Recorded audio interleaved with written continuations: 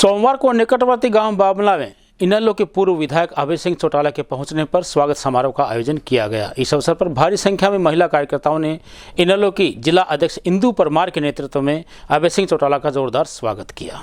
किसानों के दर्द को समझने वाले विधायक ने अपने पद से त्याग पत्र देकर ये साबित कर दिया है कि ताऊ देवीलाल के नक्शे कदम पर चल रहे हैं। ये बात इनेलो महिला विंग की जिला अध्यक्ष इंदु परमार ने महम रोड स्थित अपने कार्यालय में महिलाओं को बामला में अभय सिंह चौटाला के सम्मान समारोह के लिए रवाना करते हुए कही।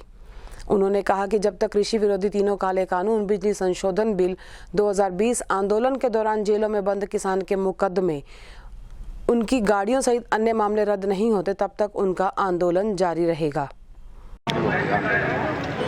इसका कोई भी राजनीति से संबंध नहीं है।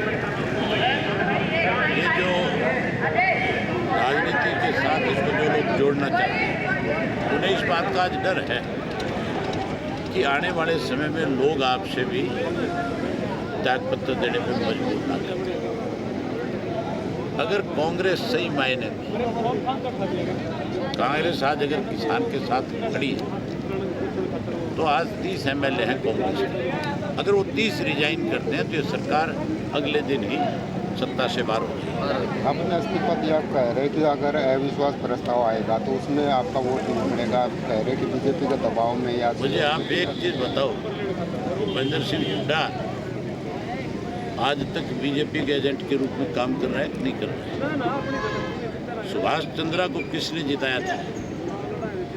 वो बीजेपी का मेंबर पार्लियामेंट है, उसको वोट किसने डाले थे?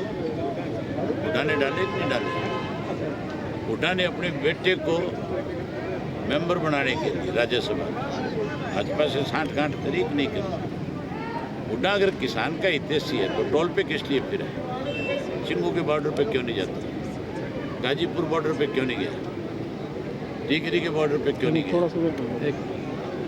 हुड्डा के बारे में शैलजा ने खुद ये बात कही कि ये तो कांग्रेस के बीजेपी के एजेंट के रूप में काम कर रहा है।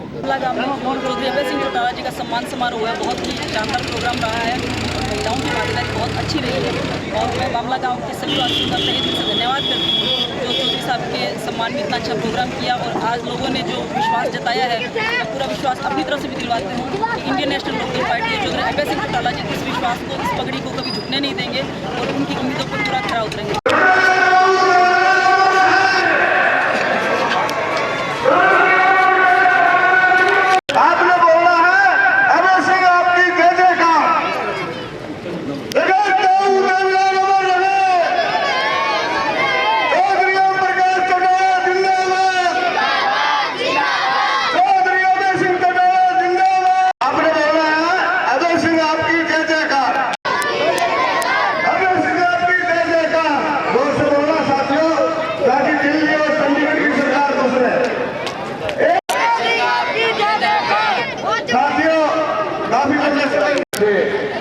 नेताजियों का अभय जी का मैं हार्दिक अभिनंदन करता हूँ। छत्तीसगढ़ी मजदूर किसान भाई बहन सभी की बराबरी किसान मजदूरों की तरफ से हमारे दादाजी लगते हैं बलबीर सिंह जी और श्याम और पगड़ी दोनों भेजते सभी ताली बुलाएं।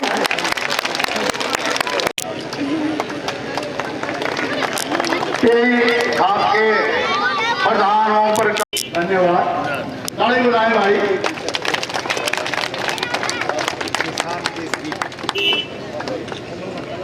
एक बार अपने विचार रखिए।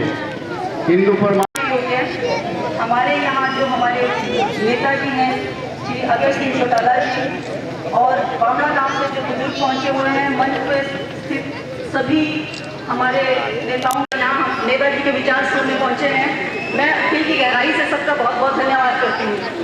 आज हम लोग यहाँ पहुंचे हैं चौधरी अभय सिंह चौटाला जी के सम्मान में और हकीकत में इन्होंने काम किया है, करने में कोई अंतर नहीं है। जैसा कहते हैं वैसा ही करते हैं और यही चीज इन्होंने साबित भी की है।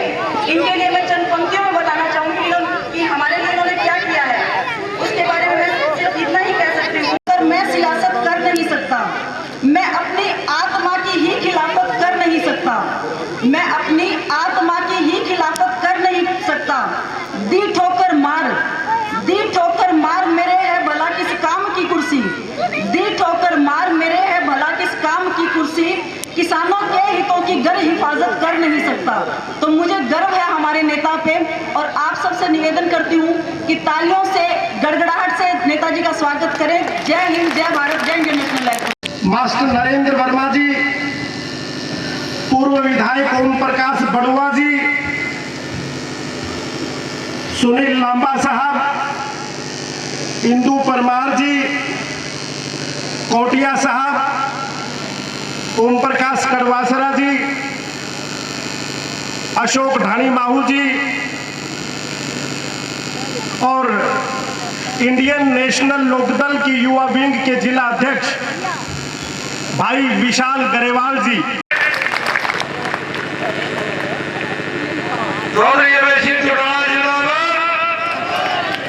किसान नेता थोड़ा जोर से बोला।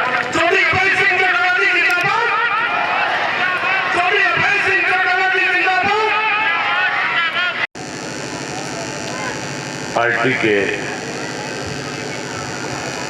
पूर्व में लोहारू से रहे विधायक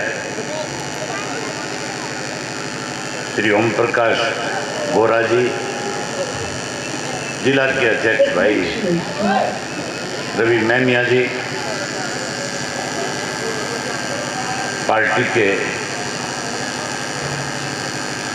प्रदेश के सचिव श्री सुनील लांबा जी, महिला की जिला के अध्यक्ष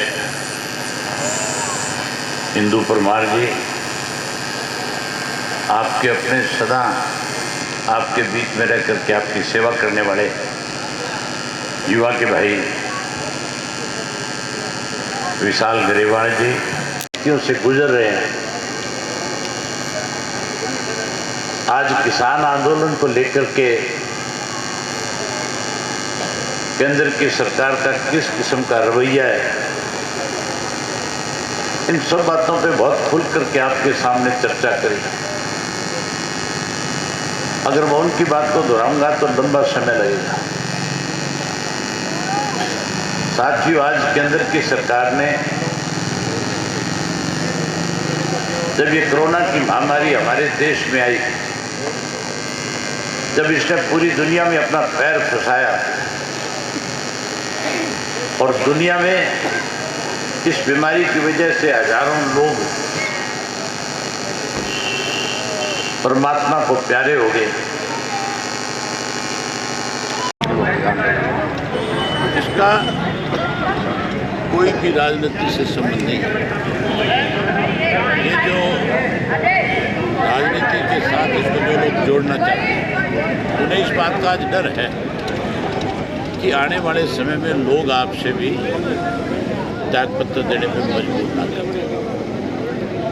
अगर कांग्रेस सही मायने में, कांग्रेस आज अगर किसान के साथ खड़ी है तो आज 30 एमएलए हैं कांग्रेस के। अगर वो 30 रिजाइन करते हैं तो ये सरकार अगले दिन ही सत्ता से बाहर हो जाएगी। अपने इस्तीफा दिया, कह रहे कि अगर अविश्वास प्रस्ताव आएगा तो उसमें आपका वोट नहीं मिलेगा। कह रहे कि बीजेपी के दबाव में या मुझे आप एक चीज़ बताओ, भूपेंद्र सिंह हुड्डा आज तक बीजेपी के एजेंट के रूप में काम कर रहा है कि नहीं कर रहा है? सुभाष चंद्रा को किसने जिताया था? वो बीजेपी का मेंबर पार्लियामेंट है, उसको वोट किसने डाले थे? हुड्डा ने डाले कि नहीं डाले?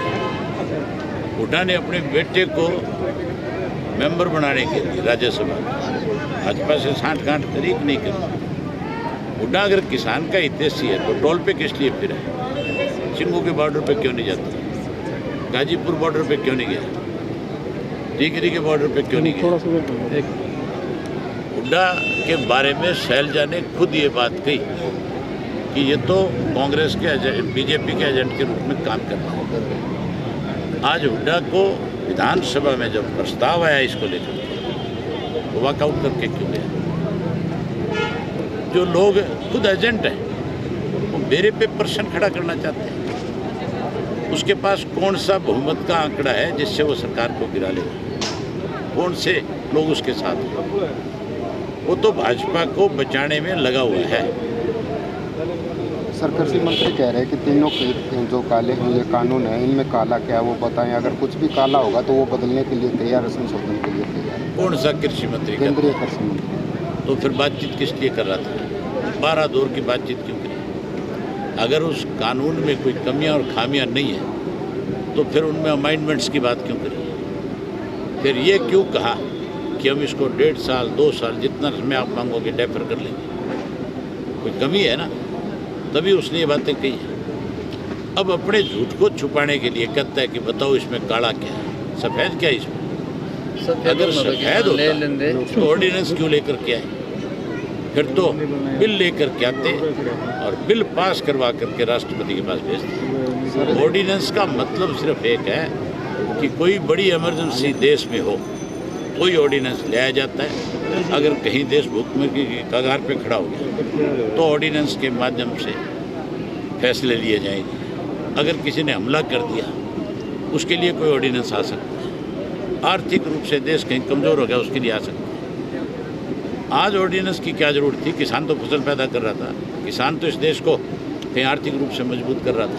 सर एक तरफ कील बिछाई जा रही है किसानों की, एक तरफ कील बिछाई जा रही है और प्रधानमंत्री कह रहे हैं कि 1 कोल की दूरी है, तो क्या मानते हैं इसके बीच? एक तरफ किसानों के राम है जो किले बिछाई गई हैं और प्रधानमंत्री कह रहे हैं कि 1 कोल की दूरी है बस।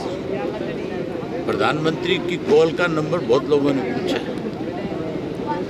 SYL का जब इशू था मैं इस प्रधानमंत्री को 1 बार नहीं 20 बार चिट्ठियां लिखी, 20 बार समय मांगा मिलने का, 1 बार भी नहीं मिला।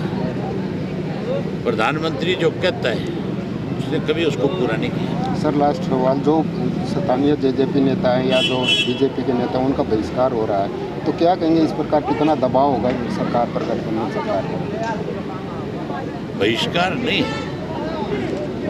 आज ऐसे हालात हो गए कि वो किसी गांव में किसी सार्वजनिक कार्यक्रम में नहीं जा सकते। बहिष्कार के साथ साथ जिस दिन भी लोगों के बीच में गए लोग जूतों की माला पहना करके स्वागत करेंगे।